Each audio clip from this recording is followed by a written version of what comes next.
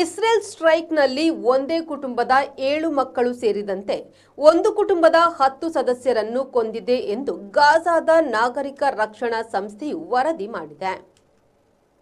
Israel ಮತ್ತು Hamas ಪ್ಯಾಲೆಸ್ಟೀನಿಯನ್ ಉಗ್ರಗಾಮಿಗಳ ನಡುವೆ ಕದನ ವಿರಾಮವನ್ನು ಮಾತುಕತೆ ಮಾಡಲು ಅಂತಾರಾಷ್ಟ್ರೀಯ ಮಧ್ಯವರ್ತಿಗಳು ಕೆಲಸ ಮಾಡುತ್ತಿರುವಾಗಲೂ ಗಾಜಾ ಪಟ್ಟಿಯಲ್ಲಿರುವ ಹಿಂಸಾಚಾರವು ಇಸ್ರೇಲ್ ಹಮಾಸ್ ಯುದ್ಧದಲ್ಲಿ 14 ತಿಂಗಳುಗಳಿಗಿಂತ ಹೆಚ್ಚು ಕಾಲ ಕರಾವಳಿ ಪ್ರದೇಶವನ್ನು ಅಲುಗಾಡಿಸುತ್ತಲೇ ಇದೆ.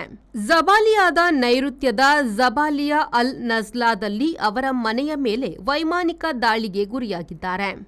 ಎಲ್ಲಾ ಹುತಾತ್ಮರು ಒಂದೇ ಕುಟುಂಬದವರು, 6 ವರ್ಷ ವಯಸ್ಸಿನ 7 ಮಕ್ಕಳು ಎಂದು ನಾಗರಿಕ ರಕ್ಷಣಾ ಸಮಿತಿಯು ತಿಳಿಸಿದೆ.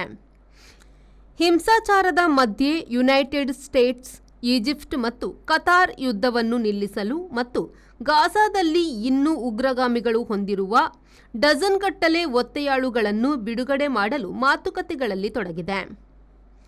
ಹಮಾಸ್ ಉಗ್ರಗಾಮಿಗಳು 251 ಒತ್ತೆಯಾಳುಗಳನ್ನು ತೆಗೆದುಕೊಂಡಿದ್ದು, ಅವರಲ್ಲಿ 90 ಮಂದಿ ಗಾಜಾದಲ್ಲಿ ಉಳಿದಿದ್ದಾರೆ ಮತ್ತು ಇದರಲ್ಲಿ 34 ಮಂದಿ ಸತ್ತಿದ್ದಾರೆ ಎಂದು ಇಸ್ರೇಲ್ ಮಿಲಿಟರಿ ಹೇಳಿದೆ.